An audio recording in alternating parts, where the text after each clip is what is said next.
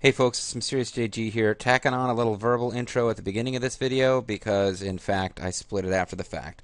So, in just a moment, past JG will pop up and start narrating the game as though there was no split in the video at all. So, forgive him, folks, for his ignorance, and enjoy the final video of Let's Play Planetfall.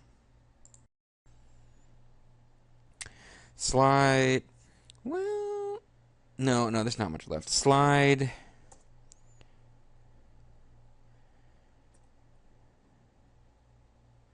Miniaturization card through slot. You know, he's one of the few people I'm pretty positive is watching this one. I really shouldn't be making fun of him. I'm just picturing the nightmares her fault would be having. Slide miniaturization card through slot. Having King's Quest 3 flashbacks. Oh, a melodic high-pitched voice says, miniaturization and teleportation booth activated. Please type in damage sector number. Now we just saved. So save again, actually. Type 666. I know that's wrong. Oops, you seem to have transferred yourself into an active sector of the computer. You are fried by powerful electric circuits. Okay, I was just wondering if it actually killed you or if it just made you waste your time. Type 184. Oh. I guess that wasn't it. What was it? 134?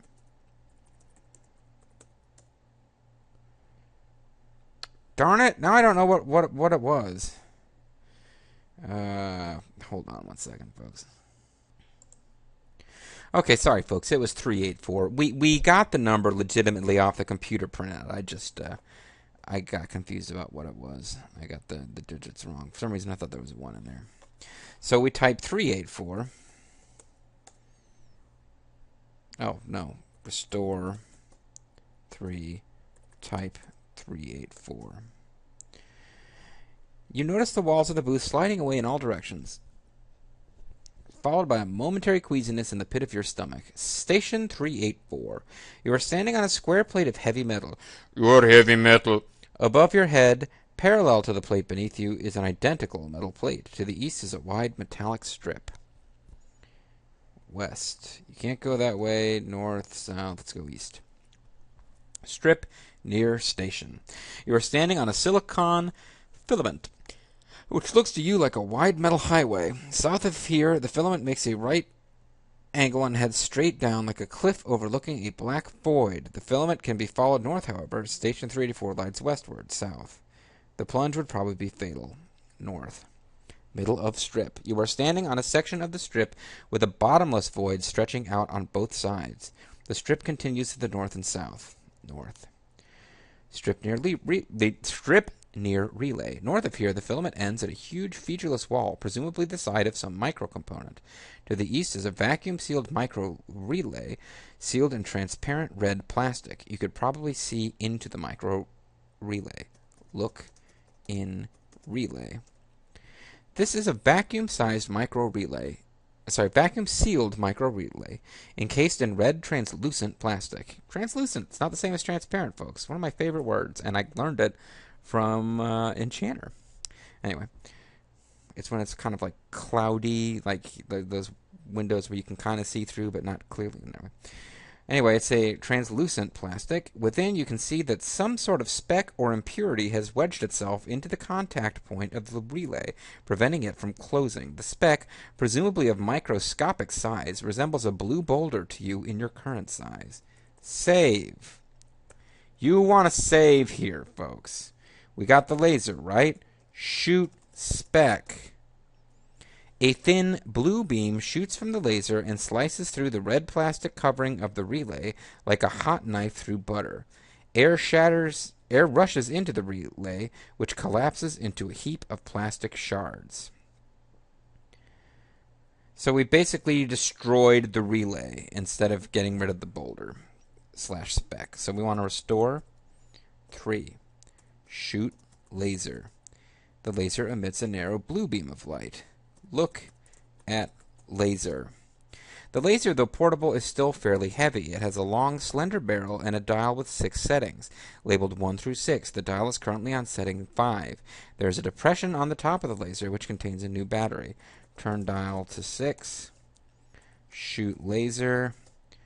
It's a violet beam of light. Turn dial to 4.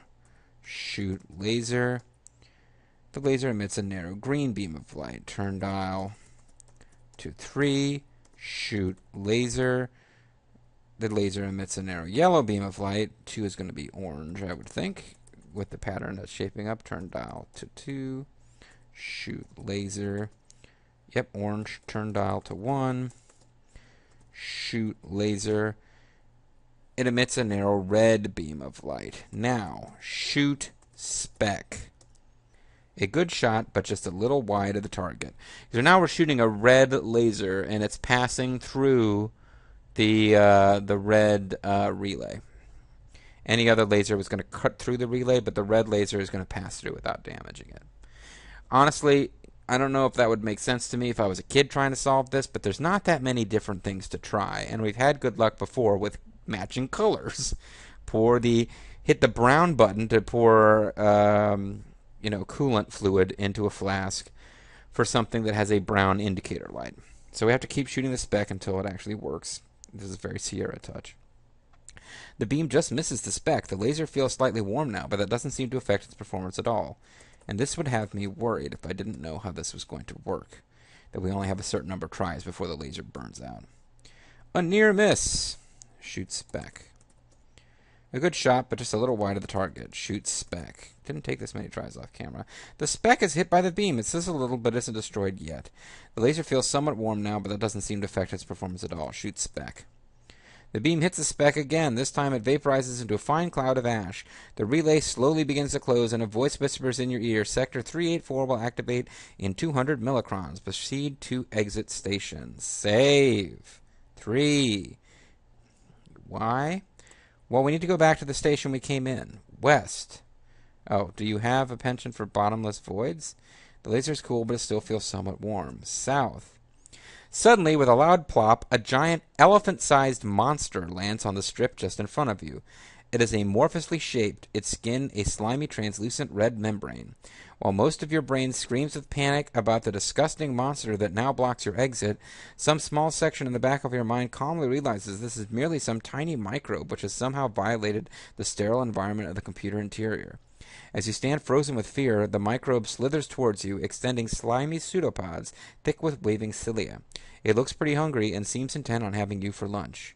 Oh, maybe we can go to that nice Thai place. No.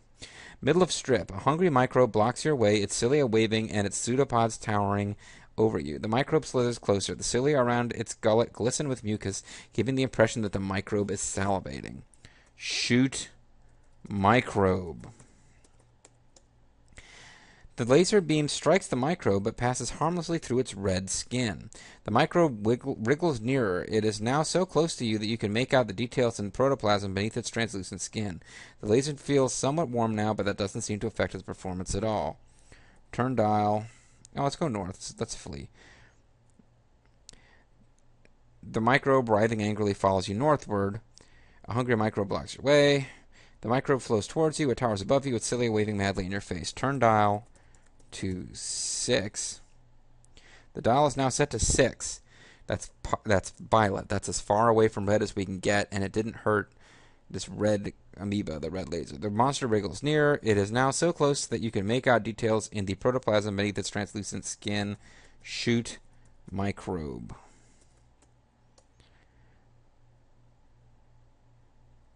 I spelled shoot wrong.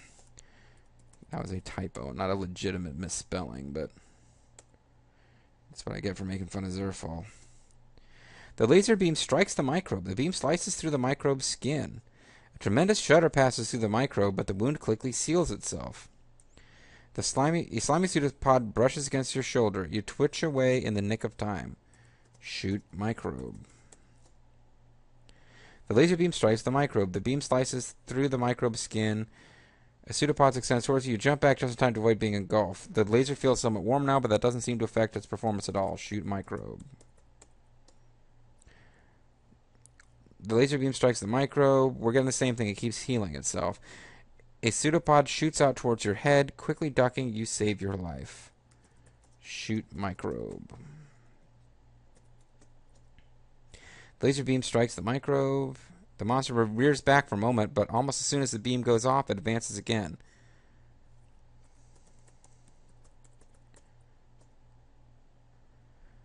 And we're getting the same thing over and over. Okay, the laser beam strikes the microbe. The microbe's outer membrane sizzles a bit,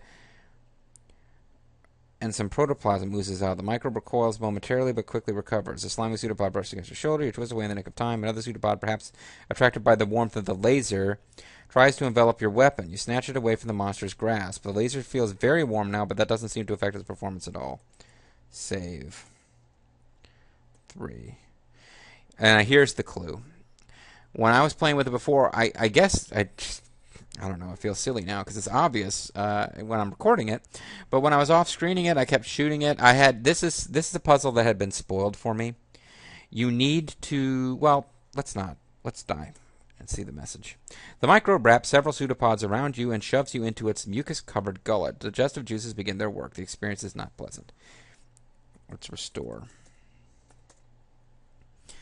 This one I had spoiled for me by mistake.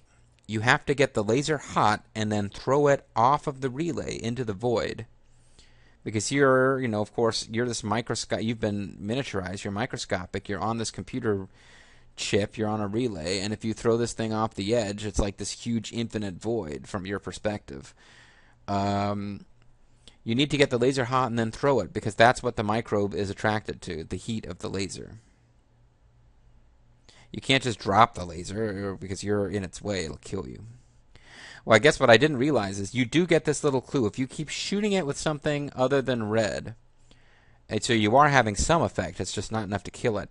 It gives you this hint. As it heats up, you get a little hint, perhaps attracted by the heat of the laser. I didn't get that while I was shooting it with the red. It just seemed like you had to, before you encounter the microbe, keep shooting that laser to get it hot so that it's hot when you first meet the microbe. That seemed totally unfair when I did it off screen. But that's only because I knew the solution, so I was trying to hurry up and get to it rather than trying to try things and think through the puzzle. It's actually a better puzzle than I was giving it credit for. Anyway, we've just restored. It's already interested in the laser, so throw laser into void. As the laser flies over the edge of the strip, the hungry microbe lunges after it. Both the laser and the microbe plummet into the void. In parentheses. Whew! South, south, west. We've just basically backtracked our way towards we teleported in. A voice seems to whisper in your ear, main miniaturization and teleportation booth has malfunctioned, switching to auxiliary booth. You feel the familiar wrenching of your innards and find yourself in a vast room whose distant walls are rushing straight towards you. Auxiliary booth. This is another small booth. Unlike the miniaturization booth, this room has no slot or keyboard, so presumably it is intended only as a receiving station. The exit is on the northern side. North. Lab office. This is the office for storing files on biolab experiments. A large and messy desk is surrounded by locked files. A small booth lies to the south. A closed door to the west is labeled biolab. You realize with shock and horror that the only way out is through the mutant-infested biolab. On the wall are 3 buttons. A white button labeled Lab Lights On, a black button labeled Lab Lights Off, and a red button labeled Emergency System. Save. 3. Open door. The office door is now open. Mutated monsters from the biolab pour into the office. You are devoured. 75 at 80 points. Restore. 3. Press black button. Nothing happens. Open door. Didn't change anything. Restore. 3. Press red button. That activates the emergency system. You hear a hissing from beyond the door to the west. Open door. The office door is now open. Through the open doorway you can see the biolab. It seems to be filled with a light mist. Horrifying biological nightmares stagger about, making choking noises. West.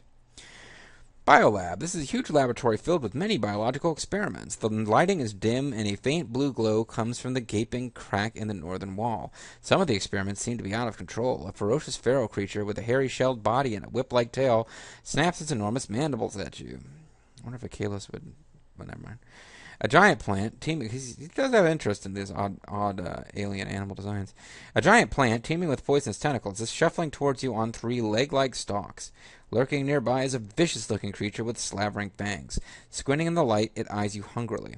Rushing towards you is an ugly, deformed humanoid, bellowing in a guttural tongue. It brandishes a piece of lab equipment shaped somewhat like a battle axe. The air is filled with mist, which is affecting the mutants. They appear to be stunned and confused, but are slowly recovering. Unfortunately, you don't seem to be that hardy. You have died. So you have to read all the way through it to get it. We got 75 of 80, which gives us the rank of Cluster Admiral. But the mutants didn't kill us this time. We were killed by the mist that was being released by the emergency system. So we released a mist that was like slowing down mutants, but it's fatal to us. So we want to restore. 3. Look around again. We're in the lab office, and there is a large and messy desk. Search desk. After inspecting the various papers on the desk, you find only one item of interest, a memo of some sort. The desk itself is closed, but it doesn't look locked. Read memo. Memo to all lab personnel. Due to the dangerous nature of the bio experiments, an emergency system has been installed. I'm getting really good at reading this. This system would flood the entire biolab with a deadly fungicide. Proper precautions should be taken if this system is ever used. Open desk. Opening the desk reveals a gas mask. Well, what do you know? Get mask. Wear mask. Press red button again. Press red buttons. Good night. May God bless.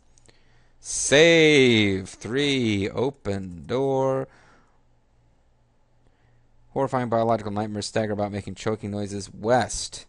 We get the same description as before, all the way down to the guy with the battle axe. The air is filled with mist, which is affecting the mutants. They appear to be stunned and confused, but are slowly recovering. A recorded announcement blares from the public address system. Revival procedure beginning. Cryo chamber access from Project Control Office now open. Well, that's good news. Let's go west. The lab door is closed. Open lab door. The lab door opens. The air is filled with mist, which is blah, blah, blah. West. Biolock east. Your former companion Floyd is lying on the ground in a pool of oil. The mutants burst into the room right on your heels. The mobile plant whips its poisonous tentacles against your ankles. West. The door at the eastern end of the biolock closes silently. The monsters gallop towards you, smacking their lips. Open door. The door opens. The mutants are almost upon you now. West.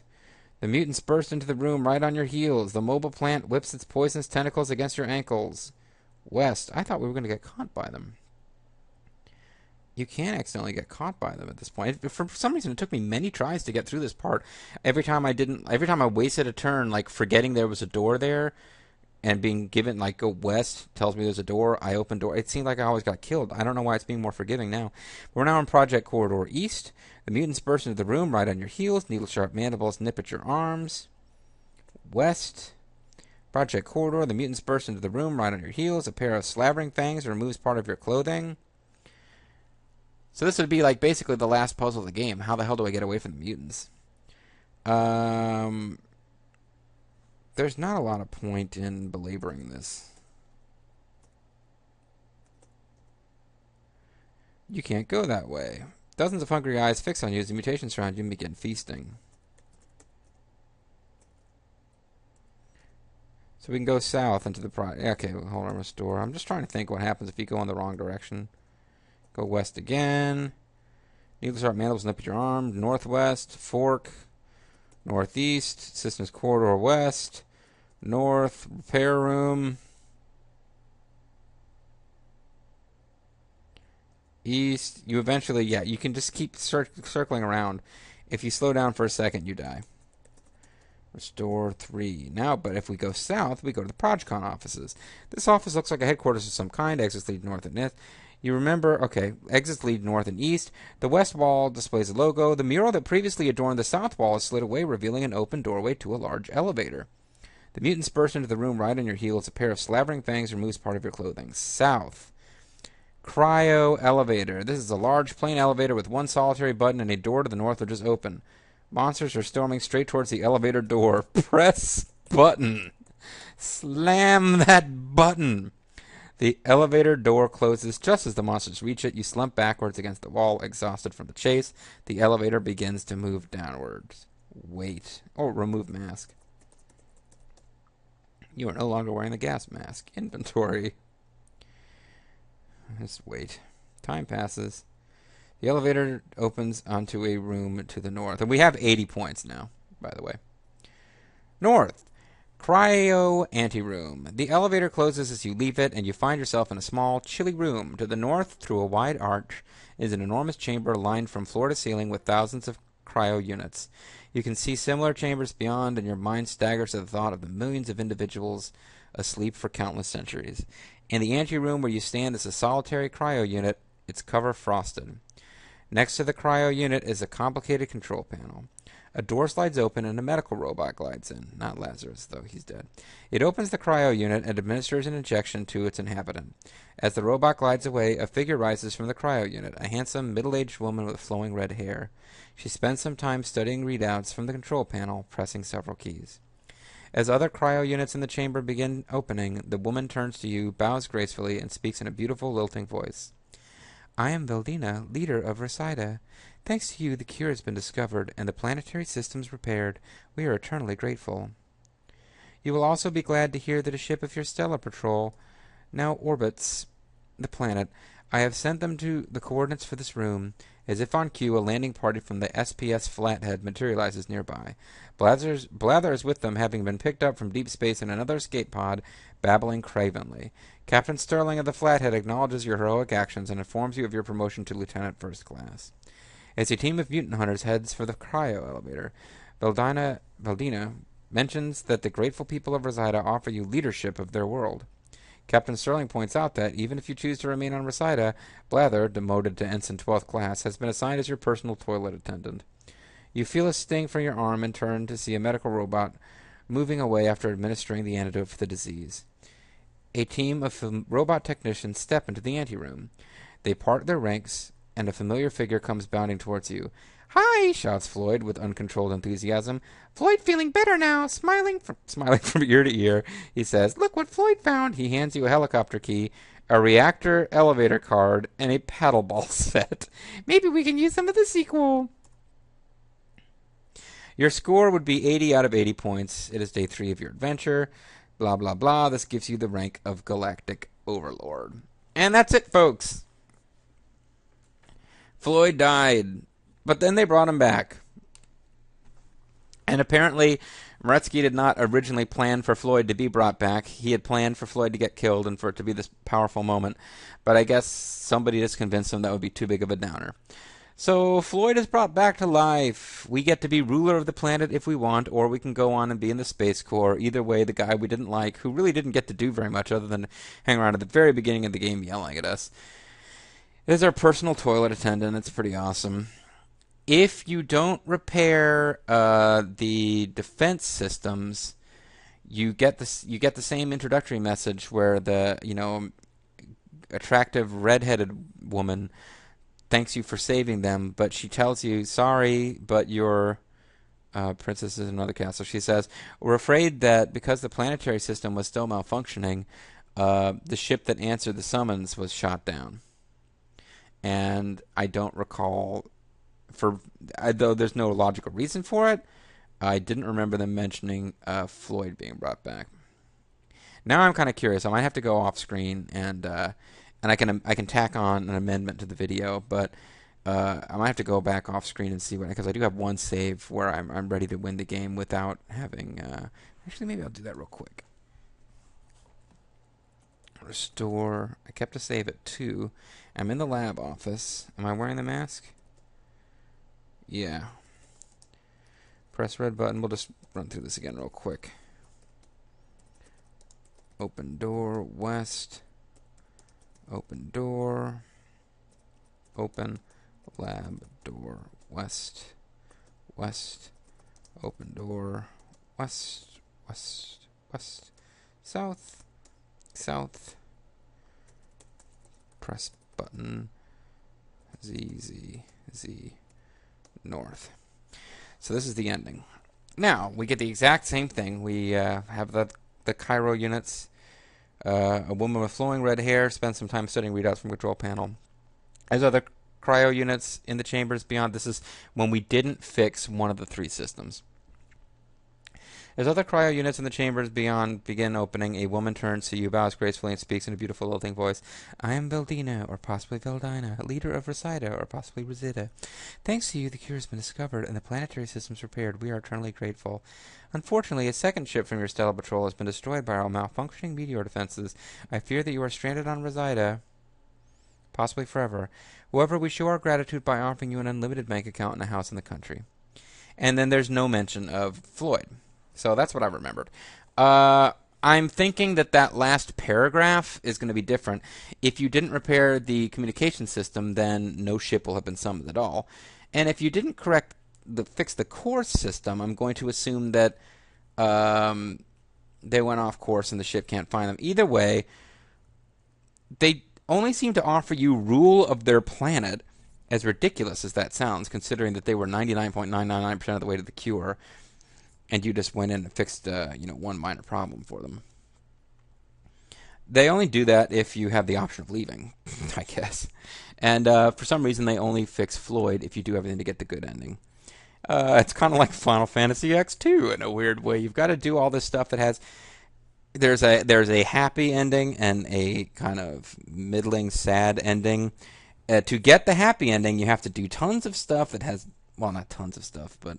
To get like the best ending scene with the bonus scene, you have to do a bunch of stuff that really has nothing to do with getting the good ending. It's just stuff that you need to get for completion's sake. And in this game, Floyd doesn't get repaired. He doesn't get returned from the far plane unless you fix a bunch of systems that really don't have much to do with anything. Still, though, it's a great game. I honestly don't know at this point. I just recorded an hour's worth of footage. I might split that into 2 videos after all. Because it came out almost... I mean, I was thinking it would just go a little long, but now it's come out to almost perfectly the length of 2 videos. So I'm going to go and see if I can find a natural split-off point, and if I can, especially if I can have a video that ends with Floyd dead, we're going to do that, because that'll be... more dramatic. You guys will have some time to actually mull over the sad, tragic death of Floyd. But no, people at the time, I mean, this was not something that happened in computer games. Computer games were still getting the hang of having characters you cared about. This was well before Moretsky, who was always trying to push the envelope a little bit on this kind of thing.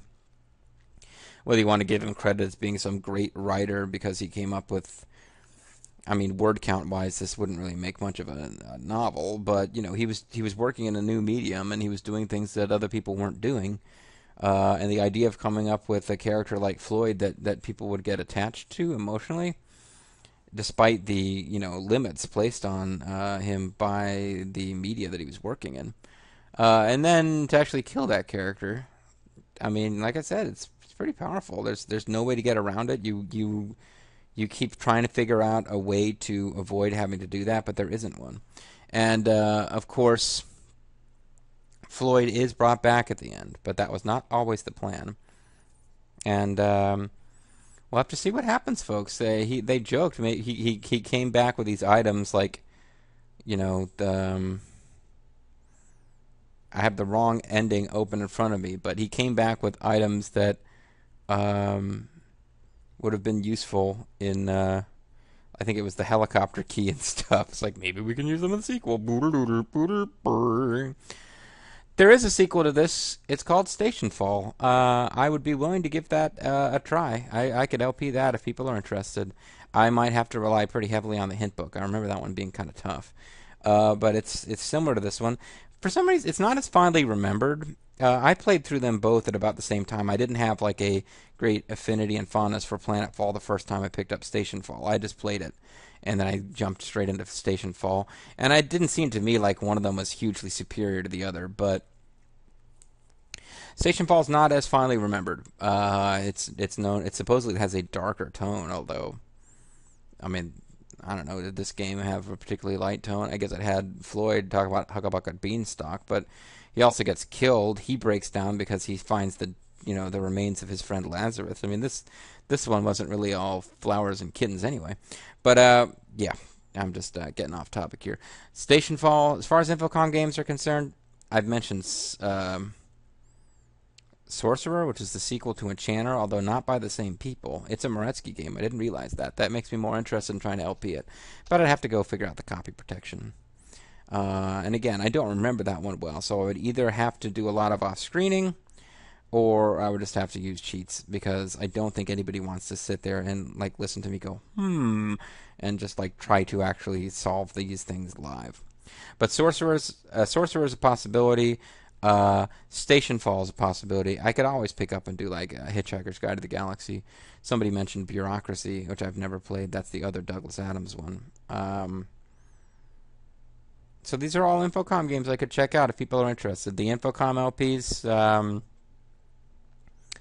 not really getting huge amounts of views for my channel, but I don't care. I like to do them anyway. I probably won't do another Infocom game immediately, but if you watched and listened to this LP and enjoyed it, by all means, drop a comment and let me know. Would you like to see Sorcerer, the next game in the Enchanter series by Moretsky? Would you like to see Stationfall, the direct sequel to Planetfall, which stars the hero from this game and Floyd as his sidekick again? Or something else, or something else entirely. I mean, you know, I did have somebody pop up on one of the text games and ask kind of general, I like your channel, can you give me hints on making my own, to which I was kind of like trying not to be a grump, but I'm like, that's a PM thing. I mean, talk about the game I'm LPing, would you? But either way, yeah, that's a grouchy way to end this for no good reason. Good job, JG. So, yeah, Floyd is back. Floyd will be back in Thunderball, but not really. He'll be back in Stationfall. So if you'd like to hear that or see that, let me know. Either way, I've been the Mysterious JG. I hope you got some idea about why this game is so fondly remembered. It's always lumped in with Zork because it's from that early generation of these text games, and it was the Zork games and Planetfall as well are remembered now for having a quirky sense of humor. That was kind of a big thing in computer games back then because it was like computer geeks playing them. And they did tend to have a kind of a quirky sense of humor. They had to come up with anything they could to be endearing and interesting when they couldn't rely on bells and whistles. So there you go. Like bells and whistles for these games would be like one that had sound effects. And which reminds me of another thing I forgot. I mentioned Stationfall and Sorcerer. I've also been thinking of let's playing a game called The Lurking Horror, which is kind of another Infocom game like this, but it's more of like a creepy horror, like scary kind of thing. So these are all possibilities floating around in my head. But yeah, these old games, no flash, all substance. It's important that they do a good job in the written script because that's basically what you're interacting with. And I thought this was a fun one. There were a handful of puzzles I would have had trouble with. My biggest frustration now, because I realized, that whole thing with the amoeba and the relay. Yeah, if you're thinking along the right lines at all, and you're firing different lasers at it and hurting it, it does. If you keep reading the text and you don't just keep skipping ahead, it does give you a clue when it starts reacting to the heat of the laser. And that was probably the toughest puzzle in this whole game. And it did make sense, really. So there's nothing in this which is like total crazy Martian logic, I don't think. Except that I don't remember for sure whether you needed the hint book in order to find out what the names of the two doors off the main lab, the radiation lab and the biolab. If that's something that's not in the manual, and that's total bull. They're forcing you to buy the hint book. Either way, folks, you don't have to worry about the hint book because you don't have to worry about playing the game at all. You already watched me play it. I hope you did enjoy that. Once again, just kind of blathering on to the end here. Thank you very much for watching. Catch you next time with some kind of exciting puzzle adventure we can all enjoy. Bye-bye.